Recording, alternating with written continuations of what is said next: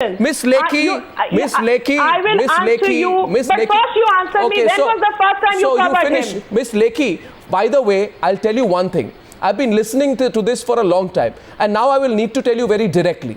Please understand, political parties don't need to give lectures to journalists on what to cover and not to cover. And let me tell you, Miss Lekhi, one second, Miss Lekhi, now let me complete. Why not? Now let me complete. Now let me complete. Because we don't need your permission to cover Vittal Bhai Radadia when he's a Congress MP doing what he did, and we don't need your permission to cover Vittal Bhai Radadia when he becomes a BJP MP. But you need to tell us. You need to tell us. You need to tell us whether you will give people like Vittal Bhai Radadia tickets in the future as well. We want to hear an answer from you on that. Please tell me. It will be determined at the time of distributing the ticket. Ah, there it is. That's the answer. At the time of distributing That's the answer. That's the clear answer. That is the clear answer I'm getting. T.R. Raghunandan. Well, you see. Absolutely. Arnab, Arnab, there's a very key point here. Arnab, one sec. Mr. Raghunandan. Heard Mr. Aryaman. Yeah, see, Mr. Aryaman explained the law very precisely, very concisely, and the current situation is that the moment that you're convicted, and if you happen to be a sitting member, you lose your seat at that very moment. On that day. Now the question is, what is the downstream incentive structure that it builds in a political party? So if I were running a mainstream political party today, I would immediately see that there is a risk factor in selecting a candidate who has got a charge sheet. So the question is, who will blink first? In my opinion, this is a threat. Definitely this is a threat to the way conventional mainstream political parties function. But believe me, a threat can be an opportunity. For example, I see the Aam Aadmi Party actually using this as an opportunity to say that we are not going to select such people in the first place. Now that does not preclude the possibility of either the Congress or the BJP or the SP or any other party doing the same thing. Yes. One leader from this party has to step forward and say, yes, we used to do this in the past. Yes, sorry, the Supreme Court judgment has changed the game and we will not do this. Absolutely. And I am asked tonight, I am being asked tonight, Mr. Raghunandan, 1 minute. I am being asked tonight what right I have to ask the questions. And I say that in this democracy, written by the constitution of this country, as a free citizen and as a journalist who is accountable to no political party, I have the right to ask questions, and I do not need to take the permission of a political party to ask my questions, and I have not done so, and I will not do so.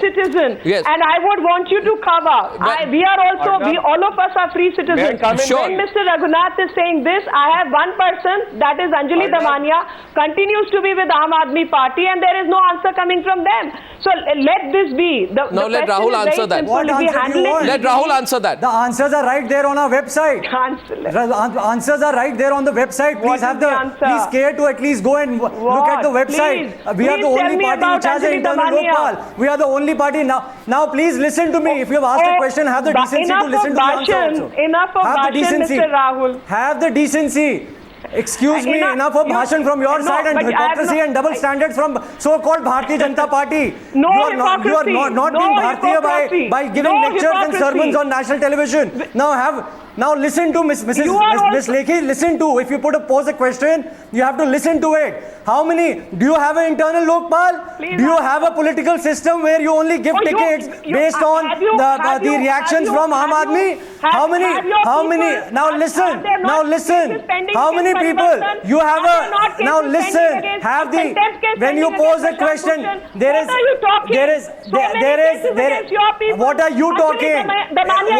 Is he a contestant? There is nothing pending against him. Is he a contestant in any of the what are you talking? You don't know your facts. Now let me answer you. You know, it is the match fixing. It is the match fixing between BJP and Congress, because of which there is no Lokpal happening. Now the question is to the Congress representative. Congress, there is no. The question is. It is a match fixing between the BJP and the Congress that you keep on scratching the backs and stall the parliament whenever it suits. One second. It is a match fixing between all of you. You take a lead by not giving. You take a lead, Rahul Mehra. One second. Illegitimate. Rahul Mehra, you take a lead and don't give a single person with a pending criminal case a ticket in the Delhi election. You take a lead. Now my question. Arnab, I am ready. Arnab, on your channel, I'm ready to give it with my thumb impression on it. If you find a candidate of Aam Aadmi Party with a dubious background, you tell us, and right there and then, even if it is the last day, we will withdraw the candidature. I give it to you in writing. I reiterate. How many political parties have it in their manifesto? We have it in our manifesto. I reiterate. One minute. How many political parties have it in their constitution? Can I say something?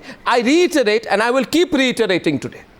I will keep reiterating today that under my constitutional mandated right as a free citizen of India and as a journalist accountable and responsible to no political party of this country, my next question is to the Congress party. In the Uttar Pradesh elections, I find an astounding number, Mr. Rajagopal. I find two statements. One, Sonia Gandhi says we must evolve a consensus on barring people with criminal records from contesting elections. Great. Manmohan Singh says backgrounds of contestants does not inspire confidence in voters. Great. But in the UP elections, you break all records. 34% of your candidates, 34%, 120 out of 354 have pending criminal cases against them. Mr. Rajagopal, why did that happen? And will you make sure that not one of them is brought back the next time? Arnab, UP and Bihar could be an exception. Why? No, why? Why should UP be an exception? Sonia is Sonia is very averse to anybody having any criminal background. She doesn't like to entertain anybody with a criminal background. That we are very sure about. No, 34% of your people in UP had criminal backgrounds. 34%. I don't have statistics, Arnab. Only I don't have statistics corruption is permitted. But are any one of them convicted?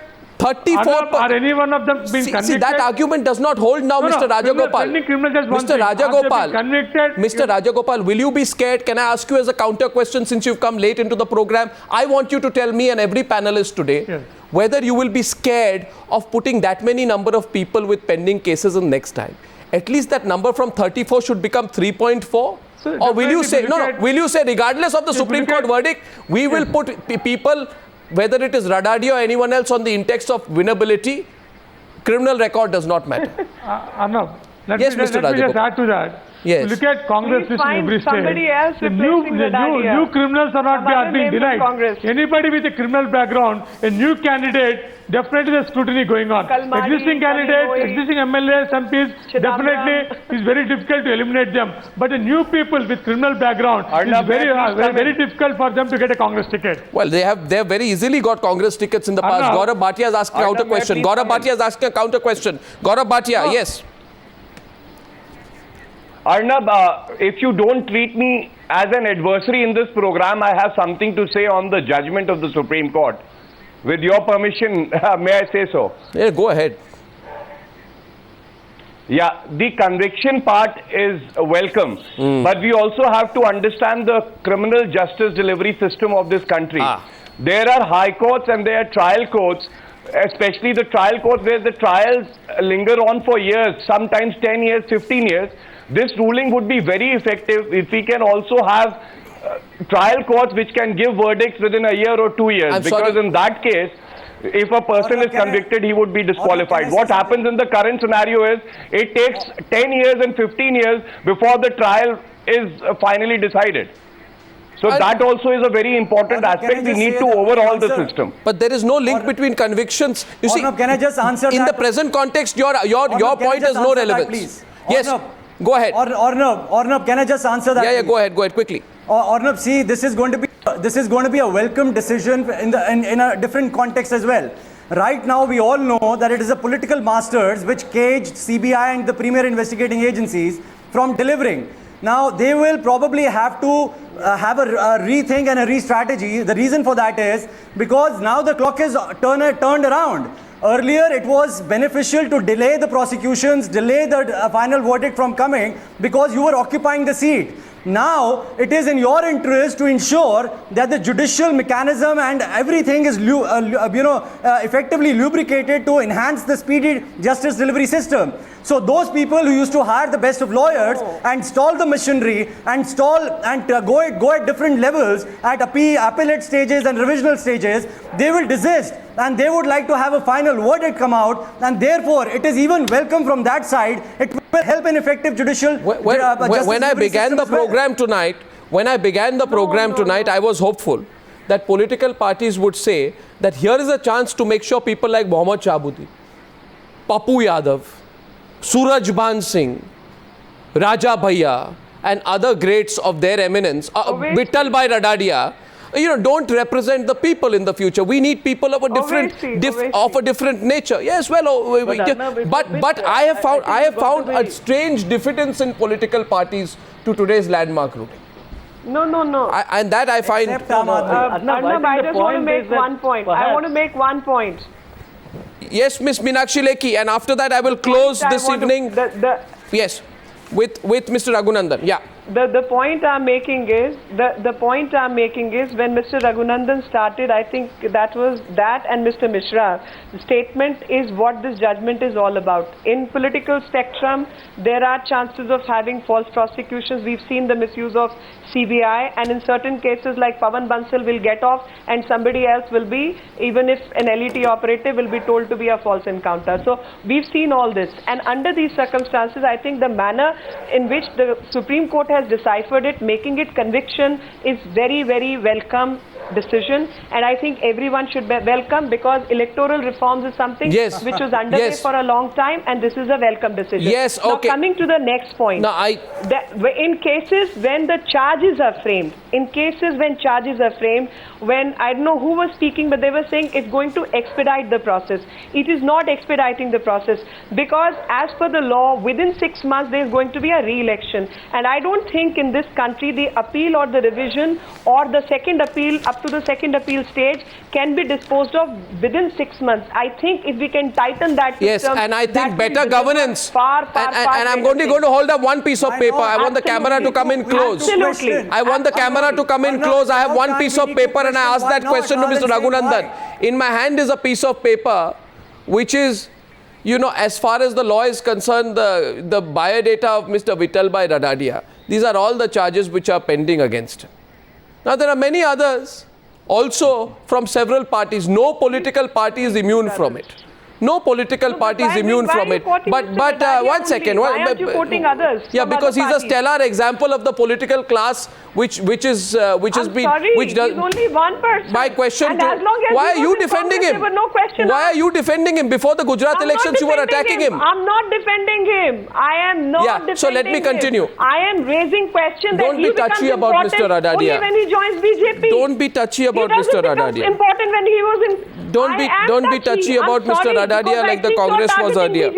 Well, I am asking a question to Mr. Raghunandan. Please allow me, please. I don't know why you are jumping. I want to be allowed, as per my constitutionally mandated right, to ask questions to you, and I request you not to display intolerance to me tonight. I want you to be fair and act fair. Well, I don't know why you're being so touchy about Vittal Bhai Radadia.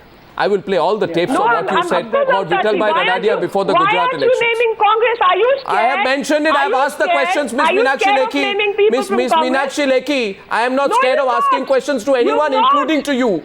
If you are going to be touchy about it, I'm sorry about it. Ms. Lekhi, I have asked the questions. You've heard the questions, so please come. Ms. Lekhi, and sound correct. Ms. Lekhi, please. And two bads make a right, Arnav. Now here's the question. Here's my last question to Mr. Raghunandan. Mr.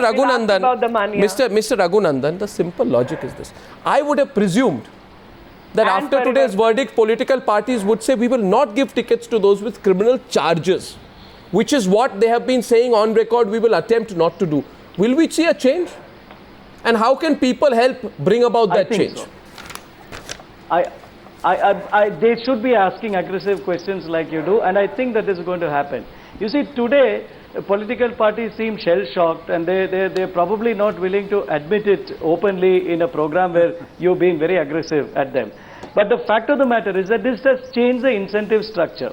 So what happens is that earlier political parties were waiting for other political parties to select people without criminal records, and always the onus was on somebody else. Now when you have a judgment of this nature, all it needs is one progressive visionary leader in each political party to stand up and atone and really go the extra mile. Not pick people with charge sheets, but go an extra mile and say that we are not even going to pick people who have some kind of charges. I think at the end of the day, this judgment changes the game, and it can actually be an opportunity for a well, I hope so, because we are not cynics and we believe that change can and will happen. Thank you very much. The interview, 50 questions to Digvijay Singh, is coming up on the other side. Thank you, ladies and gentlemen.